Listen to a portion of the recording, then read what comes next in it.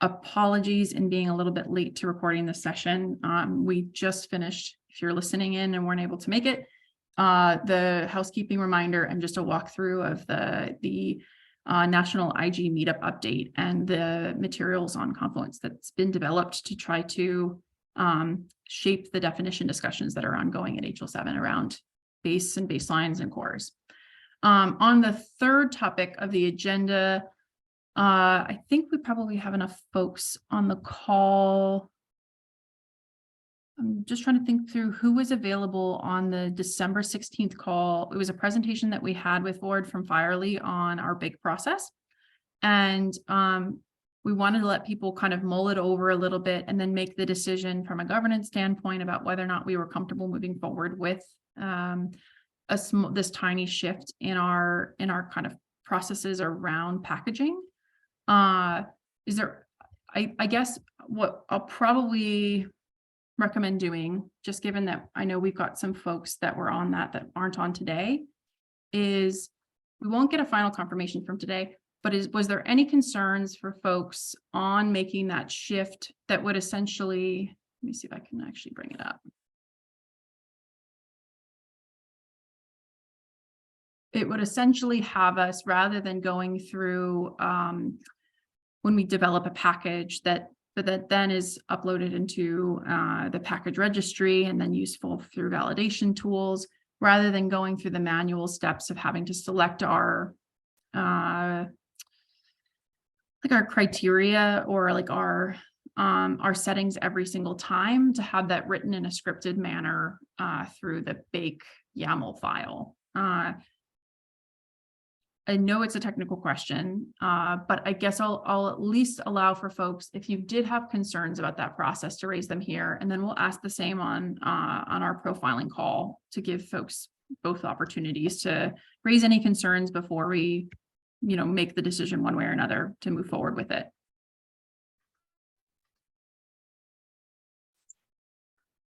Sheridan, it's Dean here. If I recall correctly, it was the bake process that was going to be creating the snapshot. So if we didn't use the bake, we wouldn't have that in the packages.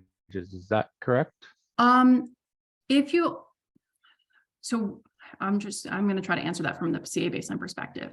So the CA baseline has to right now go through an extra hoop to generate the snapshot anytime there's a change and put that into the files that we upload into FHIR, which makes it really challenging. The bake process would allow us to stop doing that extra step because it allows for automatic generation of the snapshots upon creation. That's a big plus for us.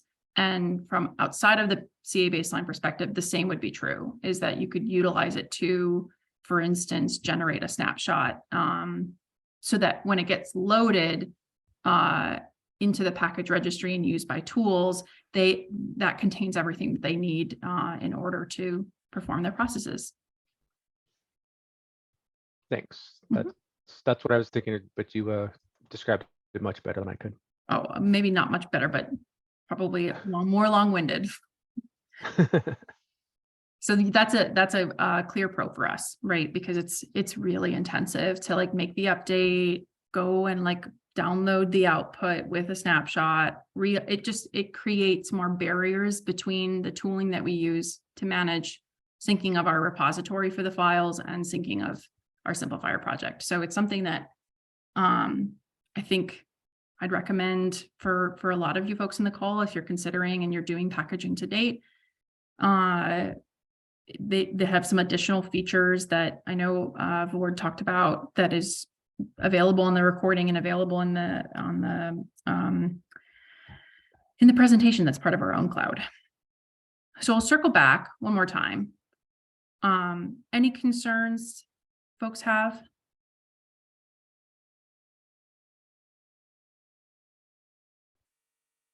Just a quick question. Do you see any potential drawbacks of this or none at all? I'm trying to come up with a fringe answer. Based on what was demonstrated to us in terms of features, the only drawback I can come up with is that anytime we're introducing automation, it means that we're not thinking through those steps at the time of packaging. But the types of settings that we'd be looking at applying to get the same functionality today are pretty minimal. So I don't think there's as much of a concern of that having an impact on quality. So no, I have yet to come up with one. But I'd be curious if there were others that have started to use this process that it, created a complication.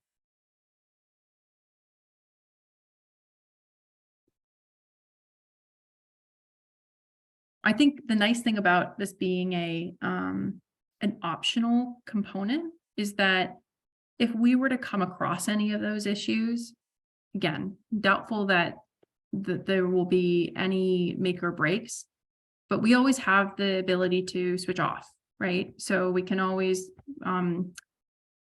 essentially choose not to use that bake file and to go back to our manual way of doing things. But I think the upsides are pretty significant for us.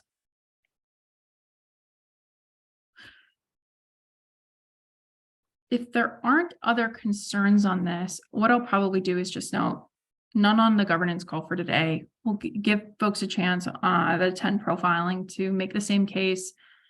And then ideally, we'll just start going through the process on one of our profiling calls in February to make those changes. Because I think it's probably also a good opportunity for the community to learn alongside us what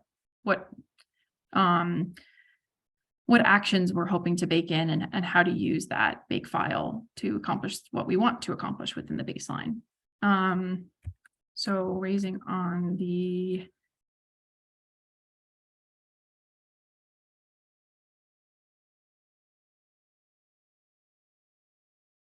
I think it's February 10th.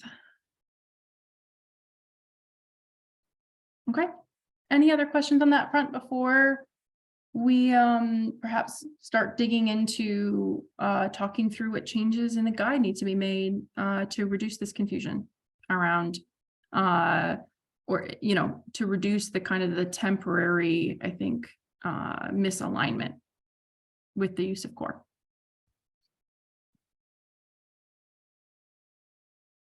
If not, I am just going to pull up our simplifier log one more time because I know Mike ran the show last week and we started to dig into this a little bit.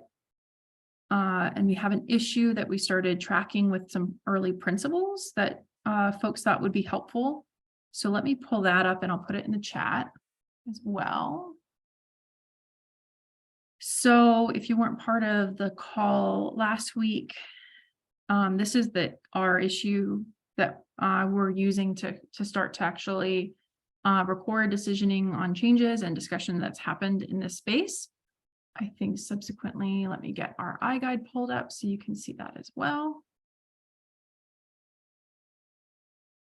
So there's some places in our Simplifier project that will have to make this update. But the majority of our written content exists in our CI build iGuide, which if you're following along with us, exists here. All right, so there are a couple places I think that reference to core comes up more frequently. So that's largely going to be in the space, I think, in our development process and our general guidance. So what was discussed last week for how we want to start to go about this is just getting almost like a census of where are we referring to this across both of our locations, making sure our narrative is really, really tight in referring to the things that we know and potentially, essentially not addressing the things that we don't know yet. And then places where I think this may be one, and I think there was some discussion last week, folks. I wasn't on the call, but if there were others, correct me if I'm wrong, which was essentially just like making sure that the definitions that are landed on, like the formal definitions, make their way back in the guide. But that may have a different time frame than some of the corrections we can probably do like in the immediate future. So for instance, if, and again, this is not canonical, but let's say the definitions are presented more formally at the next working group meeting in May, we need to make a decision about whether or not and what types of language we're comfortable with that either includes or doesn't include a reference to the core between now and then, because it's likely that someone will come across our guide and utilize it, and we need to make a determination of whether or not we're comfortable potentially perpetuating a different definition if it isn't where folks land, in the international space. So are folks comfortable, or is anyone not comfortable with doing this activity where we're at least saying, is this something that we want to change now and then come back to when we have a definition?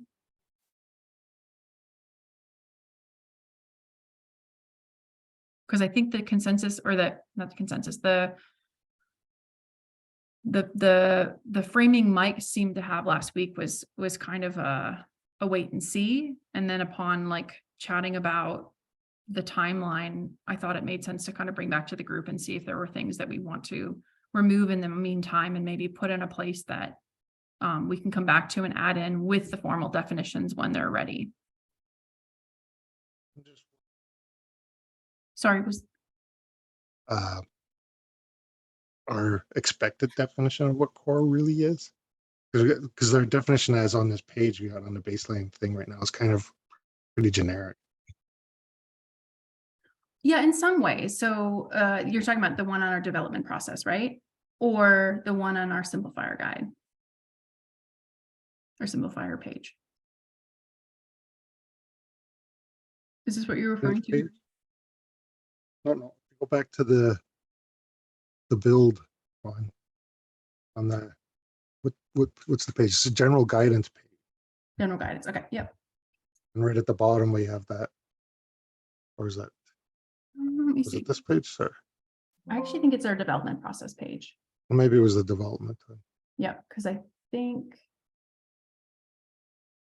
that's where we talk about it not being a silver bullet and that there was community interest. Yeah, so here's where it starts to show up. So right now we say there's appetite, right? And then I would actually posit, Randy, that in some ways by us saying, like, here's comparing to a core, when we make statements about a core is expected to have policy requirements, contract language, like some of these things may not end up showing up in the definition because they're based on what we were seeing out of US core, right? And what we're hearing is that there's actually a lot more uses of core now that take a slightly different approach to what US core did.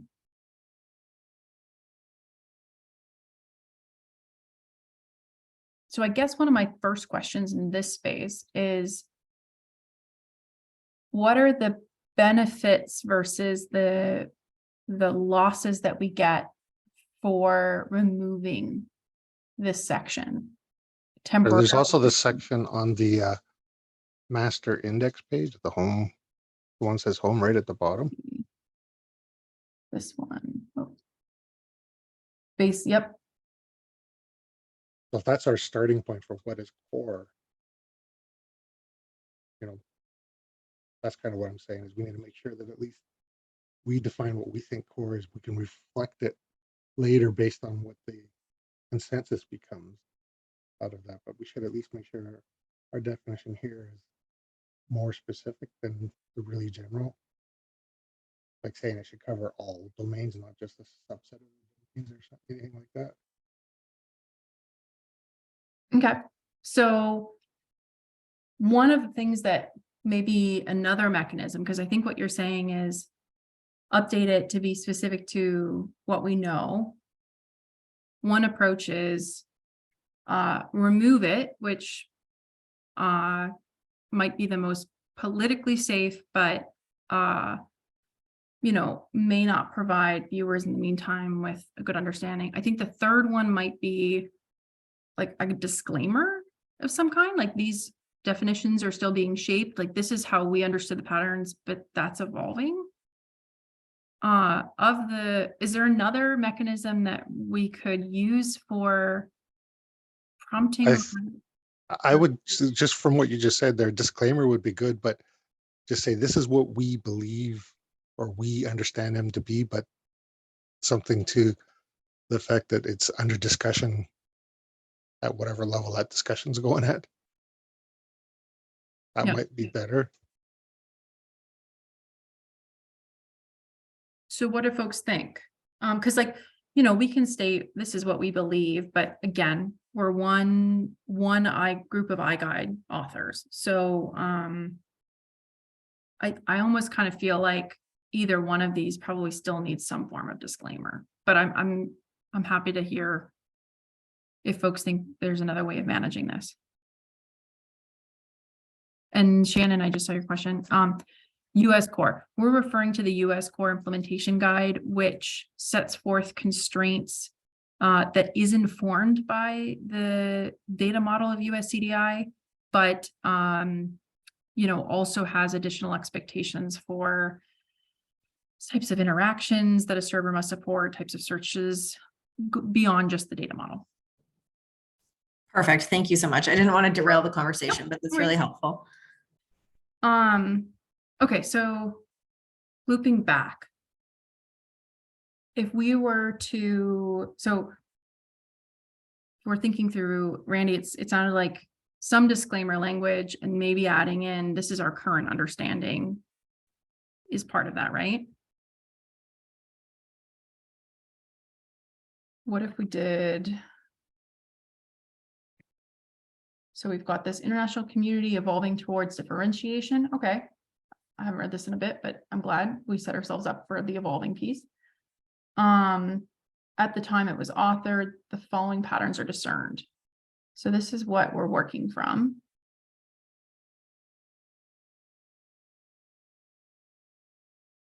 As a potential place for a disclaimer.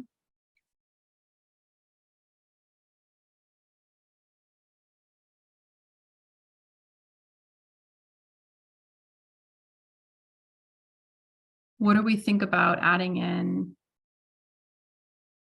readers should be aware that the definitions below may be refined? Do we like change better? As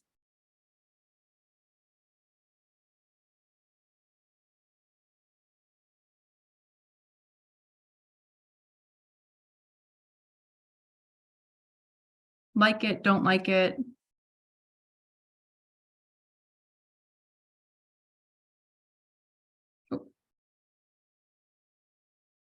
Ambivalent about it.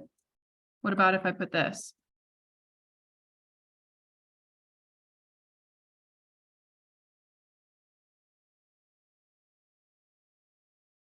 Like it more, don't like it less. Is it produced or provided by? Provided.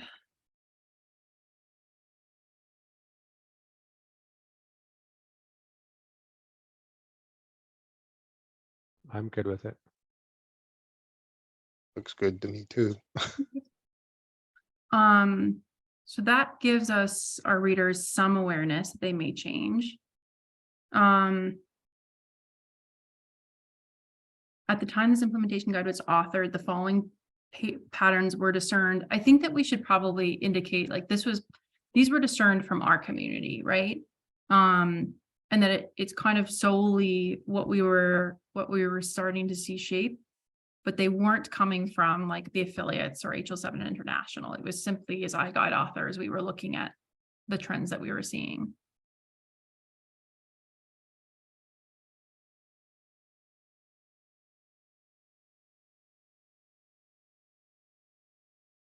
What do we think about this?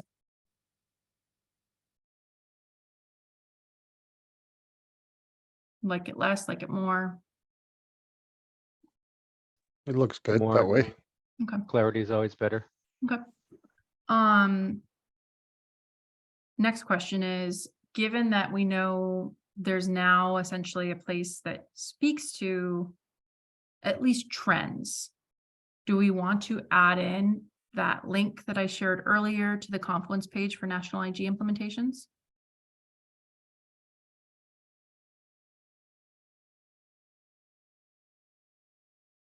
I think that might be confusing in here Okay. until we get an answer. The only thing I would do is, or consider doing, was making the specification of what we assume the core would be, because this here just says it's more refined, but it doesn't say anything like the scope or anything, because that's where the big issue with this proposed Canada core thing that they're coming up is it's a very narrow scope. Yet the core term as we assumed it here was like covering everything, right? So does propose cover that? I think what you've got up there for is good for that disclaimer section, but I mean, when we go down to the National Core Implementation Guide definition, we should really define what we assume the scope was at this point in time. Mm-hmm. That's the other section, not this one. Like that part I'm good with. It's the other part I think we need to clarify, because that's where we're running into the trouble with the Canada Core project as they've discussed it so far. Okay, so we'll say, so before we start tackling this, any concerns with at least what we've written today on the header section? All right, so we'll jump into then the National Core Implementation Guides. So let's see, the current definition is, and we give the examples of US Core, UK Core, designs a set of conformance requirements that enforce alignment. So that's the, I'll emphasize some pieces, that enforce alignment to localized concepts through cardinality constraints, must support flags, and required extensible binding strengths. So the takeaway here being they use technical mechanical means of enforcing a stronger expectation. And that the second piece of this is tied to regulatory or contractual agreements to necessitate adoption. So before we talk about this piece, one thing I do want to note, and we can modify it right now, we can modify it at a later date. In chatting with the UK core folks and realizing how they've continued to evolve their guide, they actually don't apply must support flags. That's because they basically said we use the term core, but we are more commonly aligning in our approach to how most people are tackling base and baseline. So I'm wondering with that, if it makes sense to remove them as an example, if our readers would be going out to the UK core and finding a misalignment to this concept.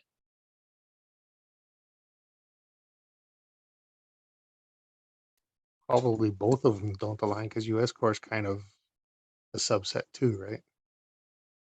Yeah, and I think really this definition may still fit with US core because it was largely informed by it, or the definition was informed by how they were doing it, but yes.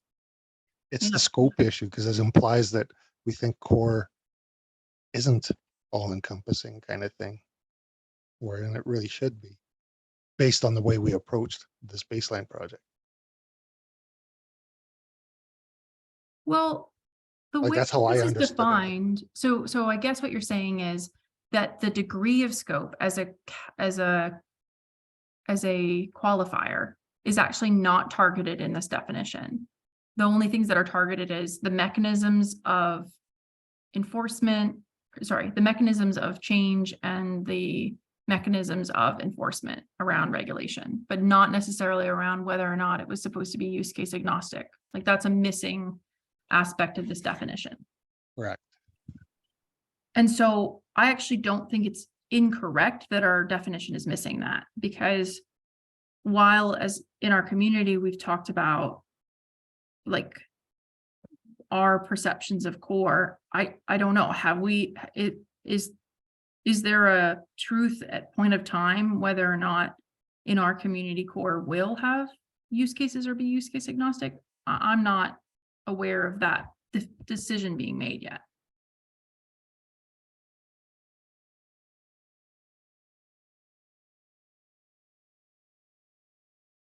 correct me if I'm wrong, Randy, because I think what you're asking for is like to add something that is on scope based on what we've been talking about, but it may not actually line up with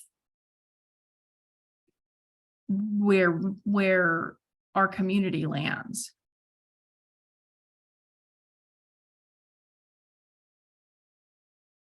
The thing, what I see is what is the scope of like US core? Does it cover everything, or does it only cover certain use cases? So it And- isn't use case agnostic, but it's not specific to a use case like patient access might be, or patient summary might be. Is what I'm understanding.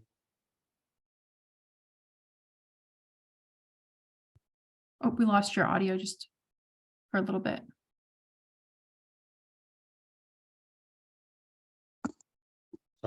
They say with the Canada core definition, it's clearly a subset of stuff rather than everything. Whereas, well, even US core is not entirely everything. I guess it's just a matter of what are we saying is in, because like with baseline, we're saying we're building the basic resource to use for every different resource. Whereas with the core, are we talking minimum data set here that they're only applying? Or are we talking really saying for each different resource, these are what we would typically expect to see in Canada with a more defined level?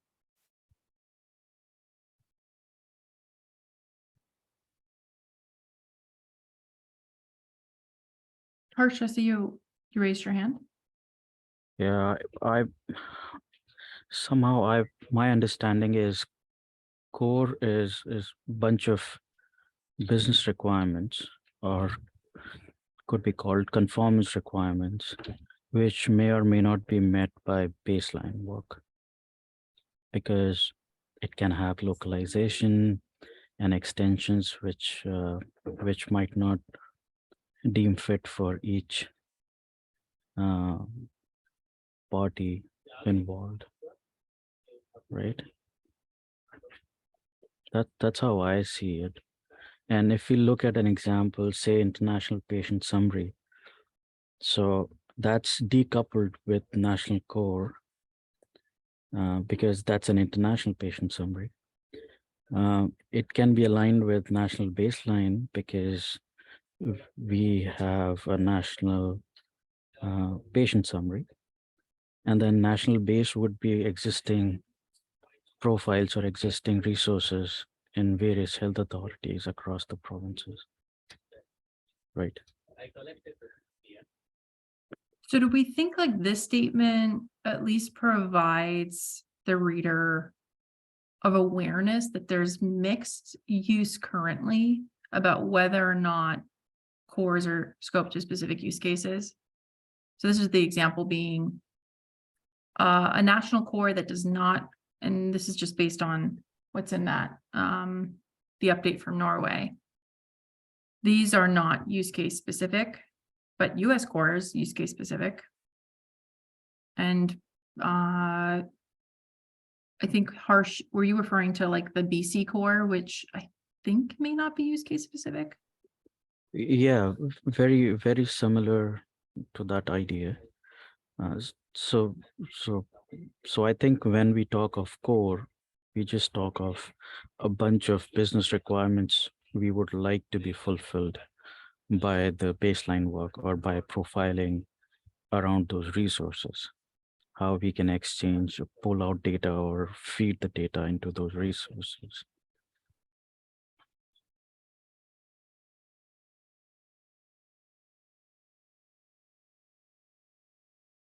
I'm just gonna say requirements.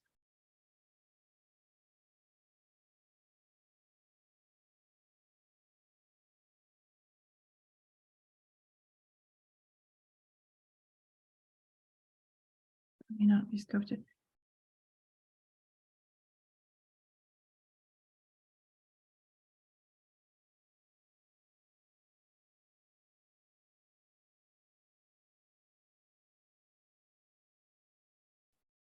I mean, Shamil would be a better person to define BC core, but that's what my understanding is. Okay, what do we think of this? Does that cover what you're, it's that the use case tie into the definition right now is mixed. But that regardless of use case, there's still this expectation that cores apply additional requirements for implementations in a nation or region without speaking to like how those are inherited. At least this is true. Is that what you're trying to say, Harsh? Yeah, basically, it sets out a mission statement that we would like to achieve this, this, and this. But how are we gonna do that? That depends on the baseline work or profiling work we do under the baseline implementation guides. What do others think? Do we like this better? We like it less? Or is there a tweak?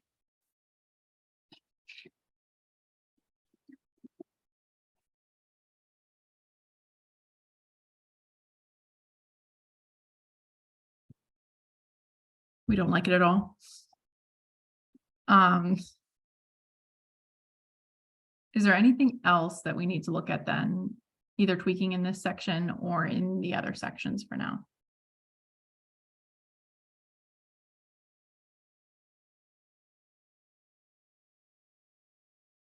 I think for now we have to think it over, but it looks like it might be okay.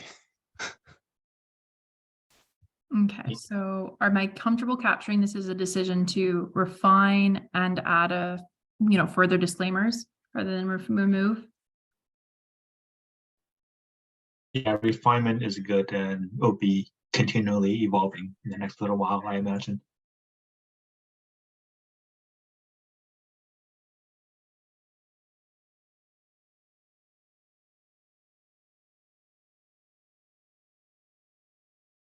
Okay, all right, so my next question is, do you guys need to mull on this more before it goes into the CI build? Or do we want to publish it and allow folks to respond if they don't like it and refine following it being published?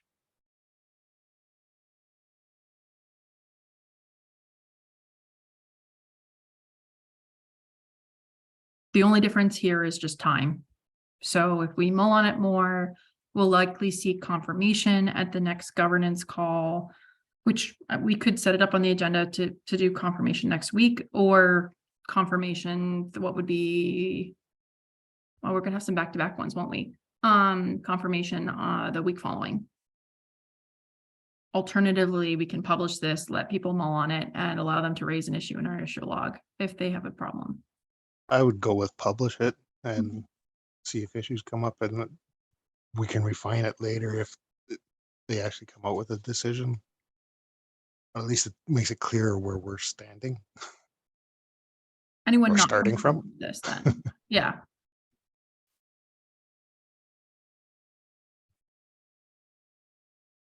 Okay. All right. So that's this page. Before hopping to another section. The other thing I wanted to mention because of this Norway piece. Do we think it would be helpful or more confusing to start to try to share some of what nations are offering? Like Norway has actually a diagram where they describe the relationships of the profiles within countries. So they have a base, they have a core, and they have a domain. I think the Netherlands has a similar diagram for how they handle that. Do you think that from a community learning perspective, that would be helpful for you folks? Or do you think it will cause potential disruption if we like something we see, but it's not where folks land, in the affiliates and the international spaces for how we handle things consistently?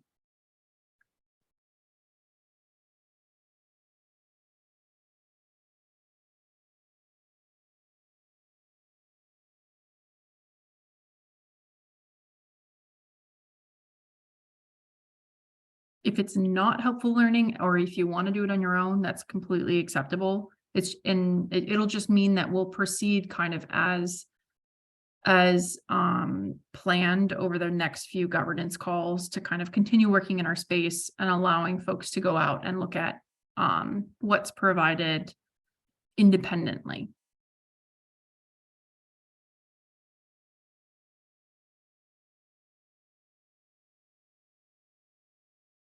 Okay, I'll take silence on the matter as we will continue as planned and allow folks to dive in as desired until we hear differently. All right. I'm actually just looking at the time. We've got 6 minutes left. I think there's one more page. I'm not going to ask for us to dig into it, but this is the next place that we would potentially have to make the similar decision to refine, remove, disclaim around this section and this section. So this is talking a little bit more about, obviously, the rigidity and the way that policy works within this space. So in terms of perhaps being more reportive versus being more taking a stance, I think this one takes a little bit more of a stance on what we expected would happen, but we don't have the same evidence right now that we do of this more descriptive definition that these are how some operate. So I'll let folks mull on that. I'm just gonna go back once more. So I think there are really only a couple more places in the guide that potentially we have to make sure have these disclaimers around. The next piece after that, I think we could probably get through this, in one of the upcoming, maybe the governance call 2 weeks from now. The beginning compiling anything noted. Is anyone interested in, so if we don't get any volunteers, we'll continue to do this online. Basically going through our old issue log in GitHub, going through the old entities, medications and clinical care stream notes, and identifying anything that was previously discussed but removed. So going through all the places where we have had decisioning in the past to either add a constraint that was then relaxed or to remove a constraint because its lack of presence in the community couldn't necessitate our having a more strict approach, and start to compile this in a single space. Would anyone want to volunteer to start to do some of this work offline?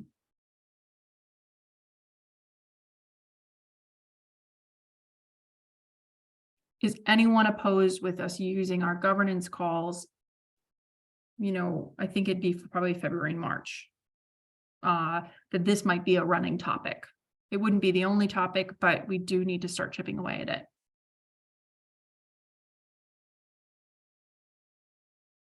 Okay. If you do have a concern, you can raise it over chat, raise it over email to Mike or I, and we can go from there. But if you still need time to think about it, that's our current plan. We'll modify as needed by the community.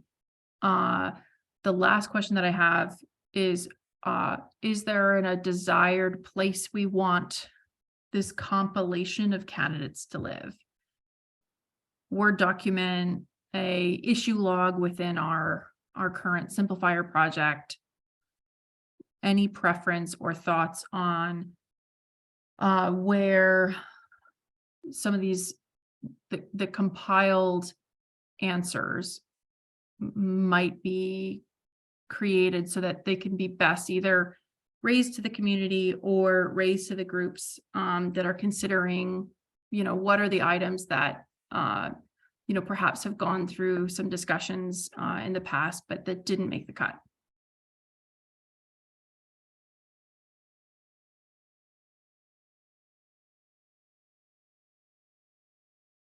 You guys are a quiet bunch today. Okay.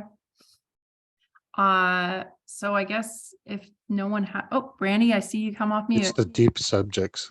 Yeah. Word document versus an issue log, super deep. But yes, maybe sometimes that's the opposite problem. Okay. Well, we'll ask the question again. I think probably we'll use an issue log unless we hear differently, because it's our way of kind of keeping everything linked to the project while we work on it.